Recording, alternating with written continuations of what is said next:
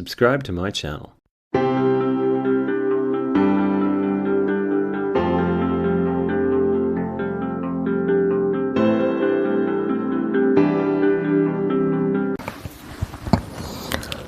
जी good afternoon, मेरा नाम है डॉक्टर काशिफ और मैं करंटली एज हॉस्पिटलिस्ट और फैमिली फिजिशियन के तौर पे काम कर रहा हूँ कनाडा ओंटारियो में। और यहाँ पे मैं ज़रूर थैंक यू कहता हुआ जाऊँगा कि आपने मेरे वीडियोस को लाइक किया और शेयर किया। और अगर आपने अभी तक चैनल को सब्सक्राइब नहीं किया है, please click on button for subscribe, क्योंकि ये बहुत ज़रूरी है, क्योंकि मेरे अपकमिंग वीडियोस बहुत इंपॉर्टेंट हैं। और मैं हमेशा मेरी कोशिश होती है कि मैं अपने व्यूअर्स के लिए ऐसे वीडियोस बनाऊं जिससे उनको फ़ायदा हो, उनकी मेडिकल नॉलेज को इम्प्रूव किया जाए, अपने व्यूअर्स की हेल्थ लिटरेसी को इम्प्रूव किया जाए, स्पेशली बैक होम। और मेरी कोशिश होती है हमेशा मैं रिसर्च करके, डेटा कलेक्ट करके, या जिसकी मेरे पास नॉलेज नहीं होती है, beyond my knowledge, I usually ask my concern with my seniors और मेंटर ओवर हेयर। तो चलें आज बात करते हैं, क्योंकि काफ़ी पैनिक सिचुएशन क्रिएट हो गई है लास्ट 2-3 दिन से, और अमंग द पब्लिक और कम्युनिटी में एंजाइटी क्रिएट हो गई है। There is a emerging virus currently happening spreading in West Bengal in India, जिसका नाम है निपा वायरस। तो निपा वायरस के बारे में मैं थोड़ी बात करता हुआ जाऊंगा। आपको तो पता चल गया होगा कि ये वायरस क्या है, इसके सिम्टम्स क्या हैं, इसका ट्रीटमेंट क्या है, और हर जगह ये न्यूज़ पे बात चल रही है। डेडली वायरस है, फेटल वायरस है, definitely it's a deadly virus. इसका मोर्टलिटी रेट 40 to 75% है, मगर it's unnecessary creating the anxiety and situation. इसके आउटब्रेक्स कोई ये नया वायरस नहीं है, it's not a new virus. Nipah virus is not a new virus.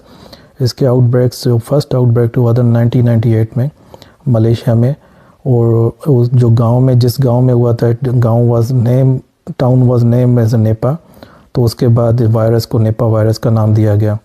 उसके बाद इसके आउटब्रेक सिंगापुर में हुए, फॉलोड बाय फिलीपींस में हुए, उसके बाद इसके बांग्लादेश में काफ़ी आउटब्रेक्स हुए, और इंडिया में ये पहली मर्तबा नहीं हुआ। इंडिया में सदर्न पार्ट्स केरला में भी इसका आउटब्रेक हुआ है।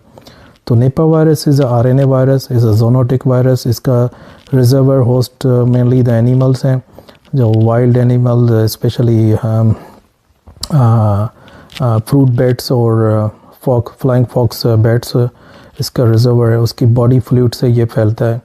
They contaminated the fruit and they eat the fruit, and after that if the fruit consume by the humans, it transmitted into the human easily.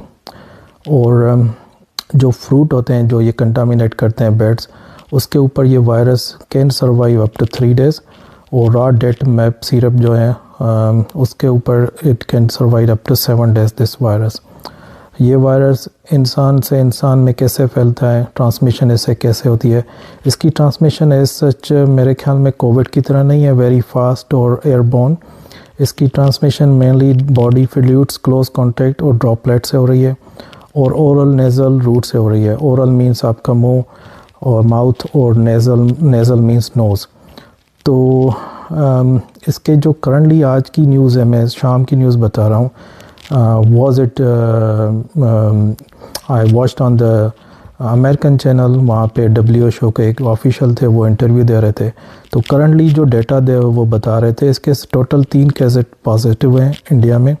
उसमें से 2 हेल्थ केयर वर्कर हैं, एक की क्रिटिकल सिचुएशन है, एक critical है condition में health care worker, और 200 लोगों में सस्पेक्ट किया गया था। उनके सबके टेस्ट नेगेटिव आए।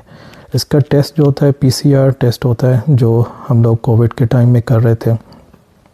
इसकी कोई वैक्सीनेशन अवेलेबल नहीं है, इसका कोई एंटीवायरल टिपिकल ट्रीटमेंट अवेलेबल नहीं है। इसका ट्रीटमेंट वही है, सपोर्टिव।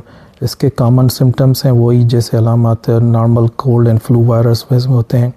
बॉडी में थकावट, fatigue, body aches, fever, headache, sore throat, runny nose, dry cough. बहुत सीवियर अलामत में इसकी जो होती हैं, जब ये when it entered into the lungs it can cause severe pneumonia, septicemia, blood में इन्फेक्शन करा देता है। सेप्टिसीमिया से फिर ये आपके ब्रेन में ट्रेवल करता है, then it causes encephalitis और ब्रेन स्वेलिंग जिसको हम कहते हैं, तो मोस्टली वो डेडली होता है। These are the complications. The main treatment is avoid any unnecessary traveling to endemic areas or the area where currently the virus is emerging. Best treatment is prevention, hygiene, avoid any close contact with if you are suspect any case with the Nipah virus. अपनी health advisory और अपने health departments और उनके channels के साथ connect रहें और listen their instructions for further in next coming few days. Hopefully, though it is a small outbreak like in the past happened in the different countries. Hopefully, it won't be like a pandemic like a COVID, inshallah. और panic होने की ज़रूरत नहीं है, alert रहने की ज़रूरत है. और thank you so much once again. Share with your family and friends. I will come with another very important video in few days. Thank you. Bye bye.